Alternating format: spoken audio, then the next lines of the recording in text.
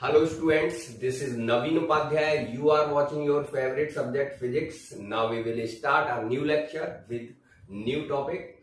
First of all, we will connect our topic to the last lecture. और last lecture में हमने जिस topic की बात की थी एरर्स इन मेजरमेंट, मापन में त्रुटियां, वहां हमने त्रुटियों के प्रकार और त्रुटियों के प्रकार में भी हमने सिस्टमैटिक एरर्स और सिस्टमैटिक एरर्स यानी कि क्रमबद्ध त्रुटियां और उनके प्रकार सीखे थे। और आज हम बात करेंगे किस चीज की? रैंडम एरर यानी कि यादृच्छिक त्रुटियां।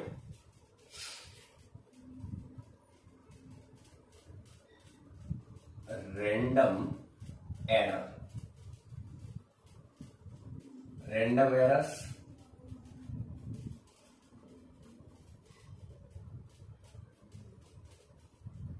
यादृच्छिक त्रुटियां, यादृच्छिक या आकस्मिक त्रुटि, इसको एक और नाम से हम जानते हैं। कौन सी त्रुटियां? आकस्मिक त्रुटि। तो जैसे कि हमने अपने लास्ट लेक्चर में आपको बताया था कि क्रमबद्ध त्रुटि ऐसी त्रुटियां जिनके उत्पन्न होने का कारण हमें ज्ञात होता है। ये हमें पहले से ही पता रहता है कि ये त्रुटि किस कारण से उत्पन्न हो रही है और इस त्रुटि को हम रेक्टिफाई भी कर सकते हैं। रेक्टिफाई यानी कि समाप्त भी कर सकते हैं। ठीक है। अब ऐसी त्रुटियां जिनके उत्पन्न होने का कारण हमें ज्ञात नहीं होता है, ऐसी त्रुटि जिसके उत्पन्न होने का कारण हमें ज्ञात नहीं होता है और ये अचानक से उत्पन्न हो जाती हैं। और जब इनके उत्पन्न होने का कारण ज्ञात नहीं होता है तो इनको पूरी तरह समाप्त नहीं किया जा सकता है, लेकिन इनको रिड्यूस, इनको कम किया जा सकता है। अब कम कैसे किया जा सकता है वो मैं आपको बताऊंगा। तो पहले अभी मैंने आपको बताया क्या कि रैंडम एरर्स क्या होते हैं? इस प्रकार की त्रुटि, इस प्रकार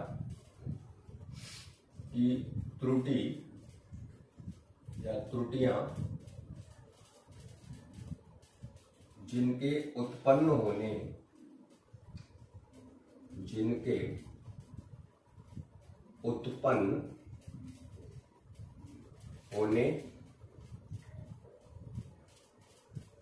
का कारण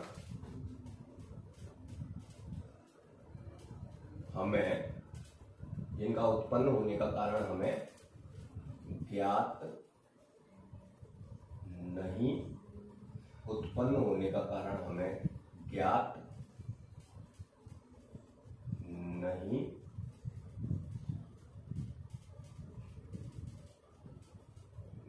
नहीं होता है।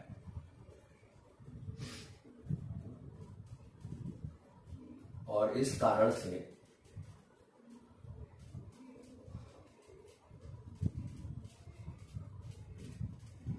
जिनके उत्पन्न होने का कारण हमें ज्ञात नहीं होता है और जो अचानक उत्पन्न हो जाती हैं,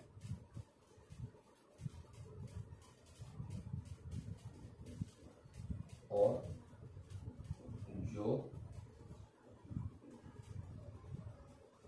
अचानक उत्पन्न हो जाती है,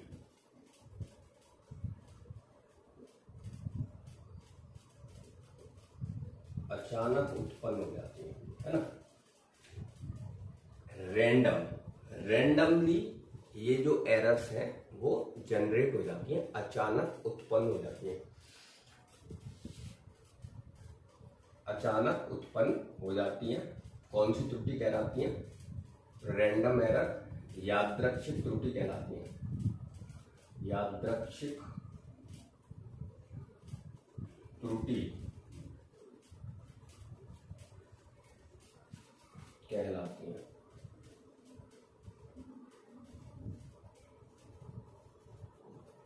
ठीक है, यादृच्छिक त्रुटि कहलाती है। अच्छा, चूंकि इनके उत्पन्न होने का कारण हमें ज्ञात नहीं है,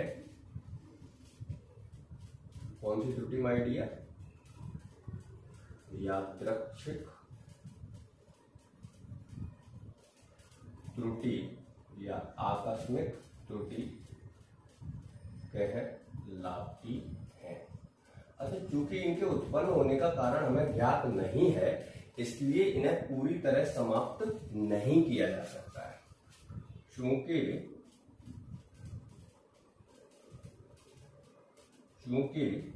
इनके उत्पन्न होने का कारण ज्ञात नहीं होता है, ज्ञात नहीं है, इसलिए इन्हें पूरी तरह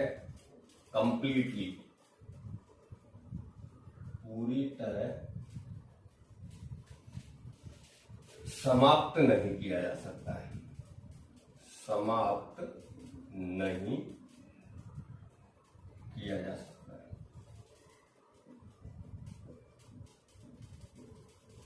अच्छा, लेकिन इनको अपन क्या कर सकते हैं, रिड्यूस कर सकते हैं, कम किया जा सकता है, लेकिन इन्हें कम किया जा सकता है।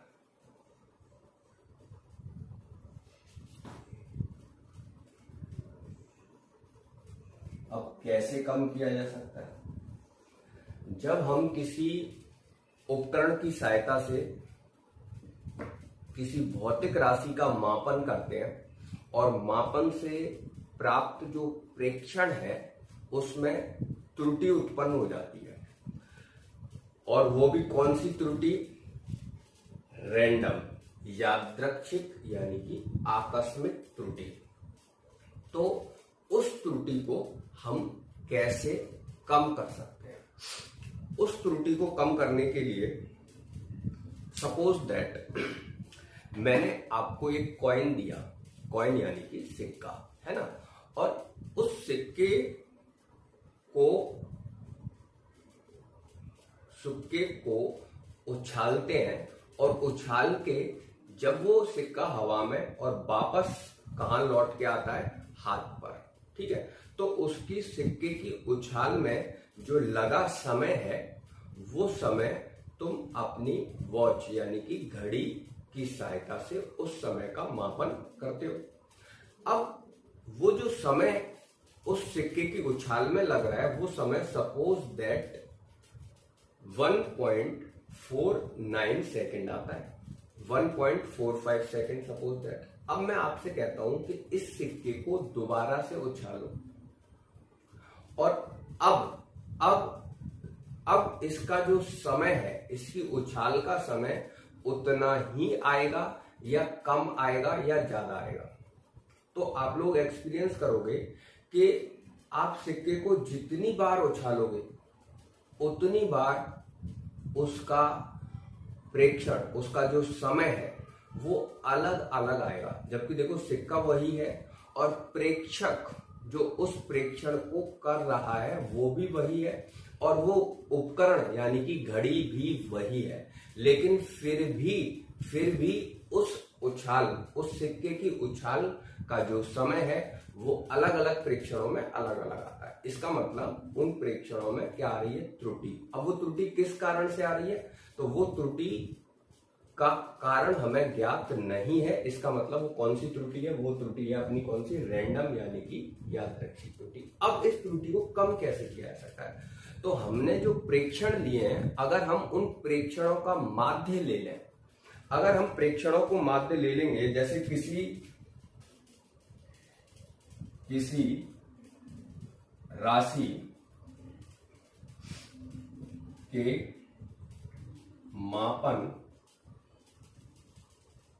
से प्राप्त प्रेक्षण, माना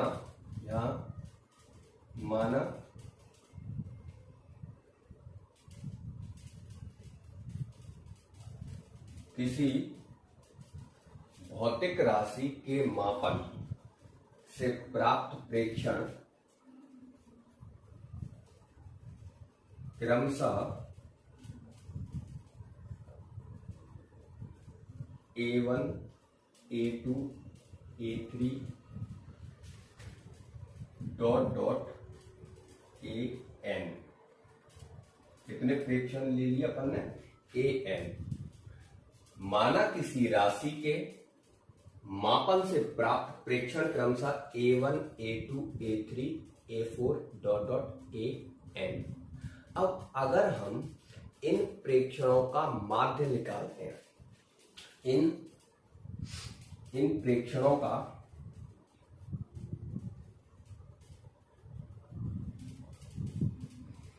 प्रेक्षण से प्राप्त प्रेक्षण क्रमशः A1, A2, A3 है, तब इन प्रेक्षणों के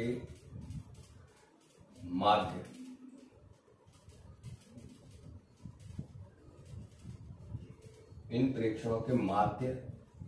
से प्राप्त मान, इन प्रेक्षणों के माध्य से प्राप्त मान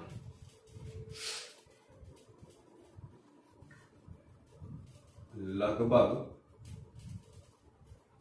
किसके बराबर होता है? इन प्रेक्षणों का अगर माध्य ले लिया जाए तो वो जो माध्य मान होगा वो लगभग वास्तविक मान के बराबर होगा। तो तब इन प्रेक्षणों के माध्य से प्राप्त मान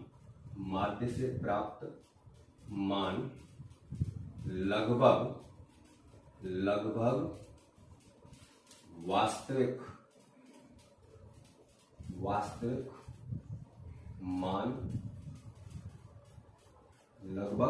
वास्तविक मान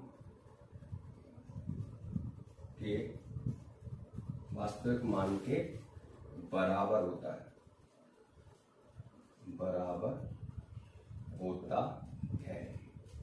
इसका मतलब सीधे जो माध्य है, माध्य मान है ना, वही लगभग माध्य मान को बेटा अपन कैसे लिख सकते हैं? माध्य मान जो है उसको अपन A पे वार लगा सकते हैं, है ना, A वार लगा सकते हैं, या फिर इसको अपन ऐसे भी लिख सकते हैं। ठीक है, माध्य मान। अब इसका जो फॉर्मूला हो गया वो माय डियर हो गया A1 plus A2 plus A3 और डॉट डॉट डॉट प्रेक्षण कितने AN अपॉन N। ठीक है, तो ये जो मान आएगा वो लगभग कैसा आएगा? वास्तविक मान के बराबर आएगा। ये जो मान है वो लगभग काय के बराबर आएगा? वास्तविक मान के बराबर आएगा। अच्छा, अब आप एक चीज देखो कि अगर हमारे जो प्रेक्षण है, उन प्रेक्षण जो प्रेक्षित मान है, उन मानों में क्या है? त्रुटि है। ठीक है, अब अगर हम उन प्रेक्षित मानों का माध्य निकालते हैं, ठीक है, माध्य निकालेंगे A1 plus A2 plus A3 dot dot AN, और उस जो माध्य इनका जो योग है उसको हमने काय से भाग दे दिया? N से। तो जो त्रुटि है वो कितने गुना कम हो जाएगी? वो त्रुटि कितने गुना कम हो जाएगी? N गुना कम हो जाएगी। इस N क्या है? प्रेक्षणों की संख्या। अगर हम 2 प्रेक्षण लेते हैं तो कितने से भाग लगाएंगे? 2 से भाग लगाएंगे, तो त्रुटि कितने गुना कम हो जाएगी? 2 गुना कम हो जाएगी।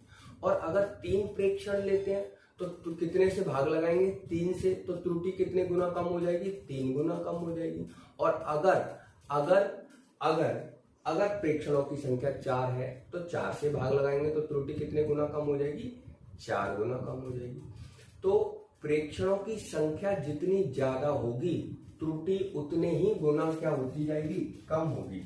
तो N यहां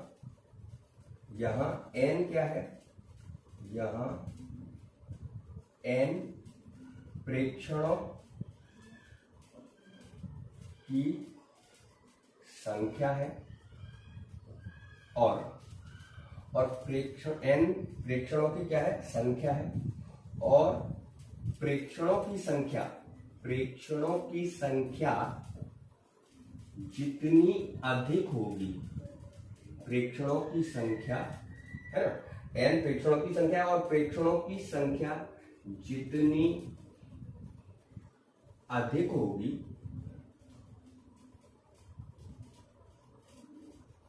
त्रुटि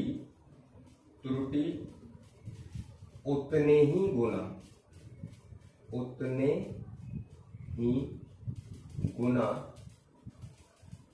कम हो जाएगी, कम होती जाएगी। इसका मतलब प्रेक्षणों की संख्या को बढ़ाकर इस त्रुटि को क्या किया जा सकता है, कम किया जा सकता है। जितने ज्यादा प्रेक्षण लोगे त्रुटि उतनी ही गुना क्या होती जा रही है, कम होती जा रही है। इसका मतलब प्रेक्षणों की संख्या को बढ़ाकर हम त्रुटि को क्या कर सकते हैं, इस यादृच्छिक त्रुटि, आकस्मिक त्रुटि को क्या कर सकते हैं, कम कर सकते हैं। अर्थात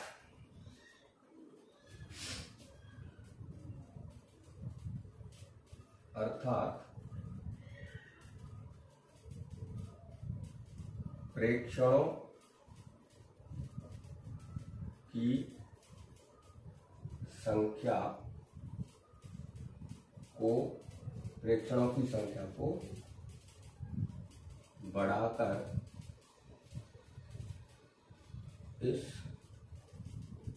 की संख्या को बढ़ाकर यादृच्छिक त्रुटि या इस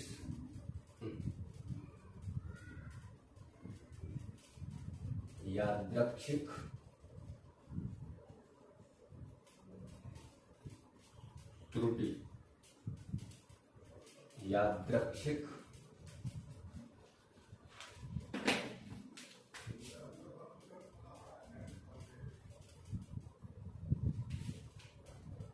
त्रुटि को कम, यादृच्छिक त्रुटि को कम किया जा सकता है, इस यादृच्छिक त्रुटि को कम किया जा सकता है। तो अब हम आगे जो हमारी ये जो त्रुटियां हैं, इनके यादृच्छिक त्रुटि जो है उसको आगे लेकर चलते हैं। त्रुटियों को प्रदर्शित करने के जो मेथड्स होते हैं उनको स्टार्ट करने से पहले अपन एक काम करते हैं, एक एडिशनल त्रुटि और पढ़ लेते हैं। एक एडिशनल त्रुटि होती है ग्रॉस एरर।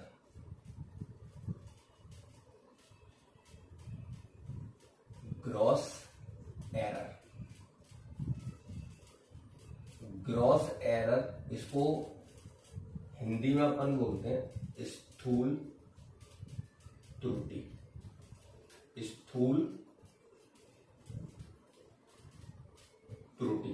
है ना, स्थूल त्रुटि। वैसे देखो एक्चुअल में तो वास्तविकता में तो जो त्रुटि है उनको हमने दो भागों में बांट रखा था। कौन कौन से, क्रमबद्ध त्रुटि और दूसरी थी कौन सी अपनी, रैंडम यानी कि यादृच्छिक त्रुटि। लेकिन ये तीसरी तरह का एक एडिशनल एरर और है, एडिशनल एरर जिसकी मैं बात कर रहा हूं, कौन सा, स्थूल त्रुटि। अच्छा, ये स्थूल त्रुटि क्या होती है ना, स्थूल त्रुटि जो प्रेक्षक, ये जो प्रेक्षक होता है, जो प्रेक्षण लेता है, प्रेक्षक की लापरवाही के कारण उत्पन्न होने वाली त्रुटि, प्रेक्षक की लापरवाही के कारण उत्पन्न होने वाली त्रुटि, जल्दबाजी के कारण उत्पन्न होने वाली जो त्रुटि होती है, किसकी, प्रेक्षक की लापरवाही और उसकी जल्दबाजी के कारण जो त्रुटि उत्पन्न होती है, उस त्रुटि को हम कहते हैं कौन सी त्रुटि, ग्रॉस एरर यानी कि स्थूल त्रुटि। जैसे मान लो उपकरण प्रेक्षण लेने से पहले उपकरण जो है उसको अच्छी तरह समंजित कर लेना चाहिए। समंजित यानी कि एडजस्टमेंट। जो उपकरण है उसका अगर आपने प्रॉपर एडजस्टमेंट नहीं किया है, जल्दबाजी करी है, तो त्रुटि उत्पन्न हो सकती है।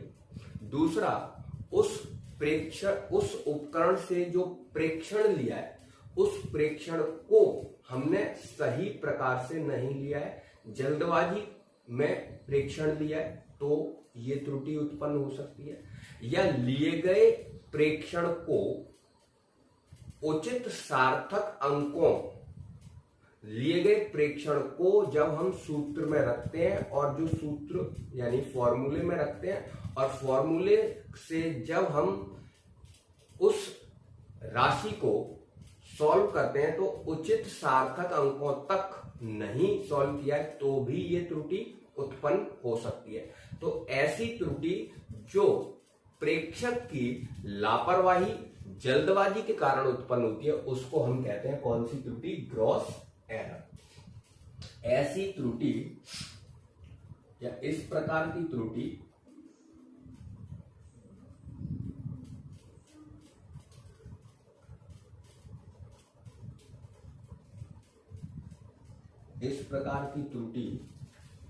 जो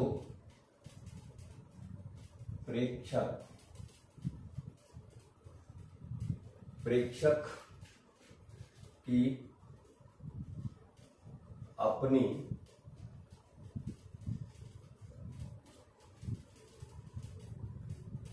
लापरवाही जिसको मैं क्या बता रहा था? केयरलेसनेस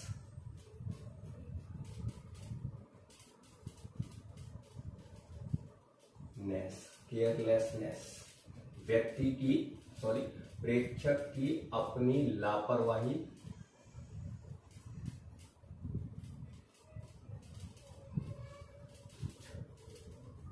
के कारण उत्पन्न होती है।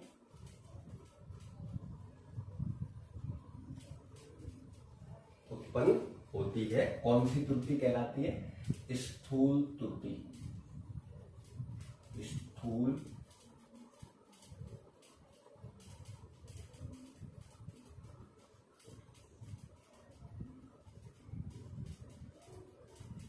त्रुटि कहलाती है।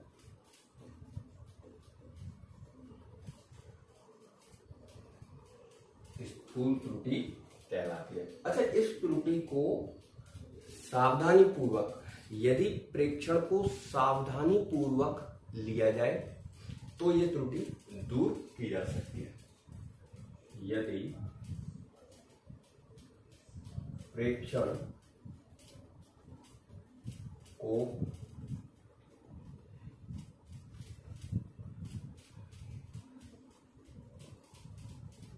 सावधानी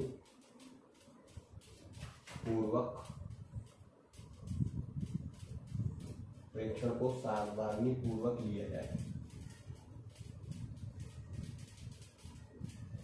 तो इस त्रुटि को क्या किया जा सकता है? दूर किया जा सकता है। तो इस त्रुटि को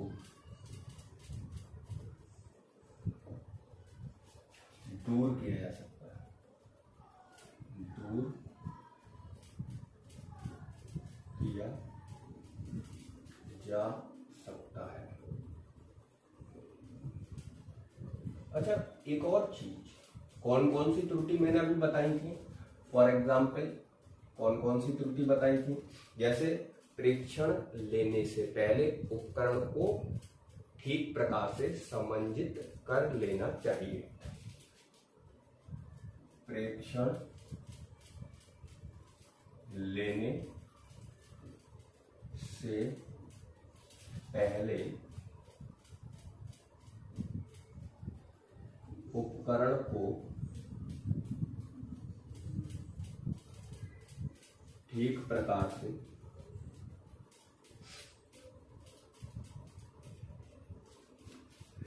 समंजित कर लेना चाहिए। समंजित यानी कि समंजित मैंने बताया था एडजस्टमेंट। समंजित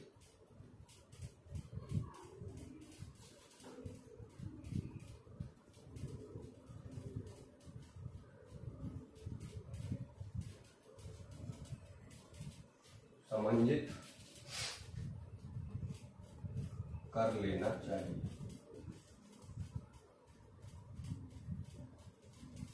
ठीक है ना, समंजित कर लेना चाहिए। अच्छा, जैसे जब अपन वॉच यूज करते हैं तो पहले उसको टाइम को प्रॉपर मिलाते हैं कि नहीं मिलाते हैं, या घड़ी में सेल डाला और घड़ी बांध दी हाथ से, उल्टा सीधा टाइम देगी। तो पहले हम क्या करते हैं, घड़ी में सेल, प्रॉपर नया सेल। दूसरा, उस घड़ी के टाइम को क्या करते हैं, एडजस्ट करते हैं, समंजित करते हैं, उसके बाद घड़ी को हम पहनते हैं। ठीक है। अच्छा,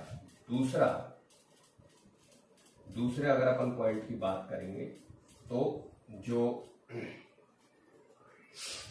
जो प्रेक्षण है उसको सावधानी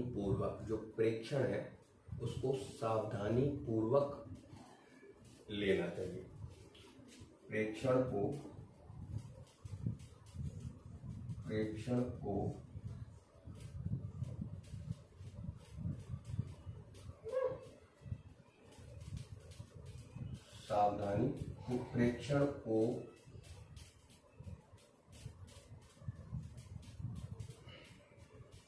उपकरण की जो लीस्ट काउंट है,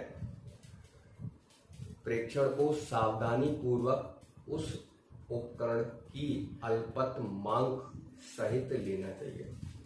प्रेक्षणों को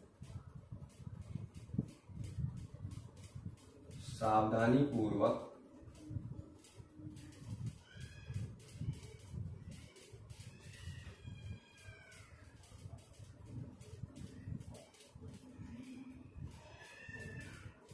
उपकरण की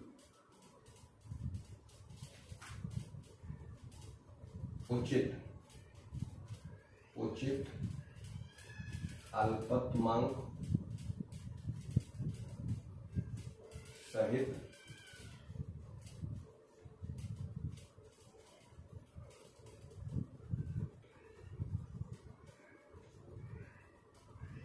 लेना चाहिए। उचित अल्पतमांक सहित लेना चाहिए।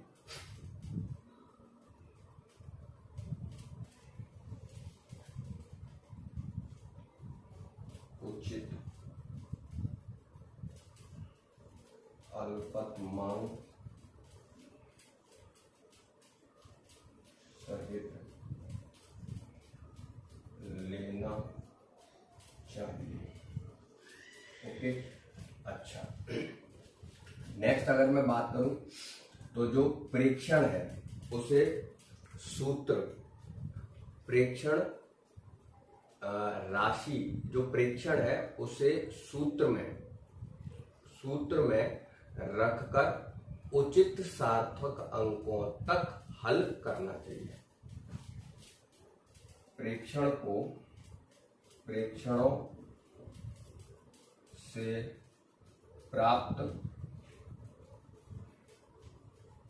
से प्राप्त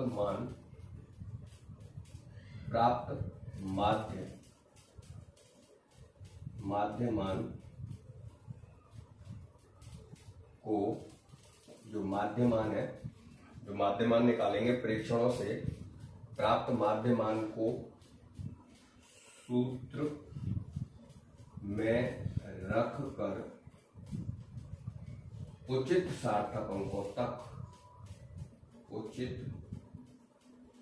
सार्थक अंकों तक हल करना चाहिए।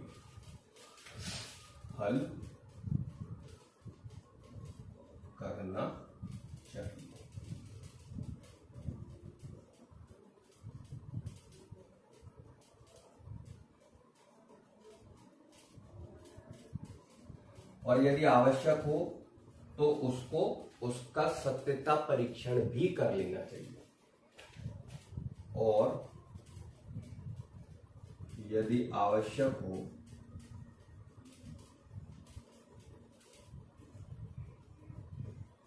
तो उसका सत्यता परीक्षण भी कर लेना चाहिए। ये सत्यता परीक्षण क्या मतलब है? जैसे मान लो तुम्हारी घड़ी सही ठीक समय दे रही है या नहीं दे रही है, उसके लिए हमें उसको टाइम टू टाइम 1-2 दिन बाद हमें किसी दूसरी घड़ी से या टीवी से या किसी भी समय से उसको मैच कर लेना चाहिए कि हमारा जो प्रेक्षण है वो सही है भी है या नहीं है। तो इन सावधानियों के साथ अगर हम प्रेक्षण लेते हैं तो ये जो स्थूल त्रुटि है, ये जो ग्रॉस एरर है, इसको कम किया जा सकता है। तो अब हम चलते हैं आगे।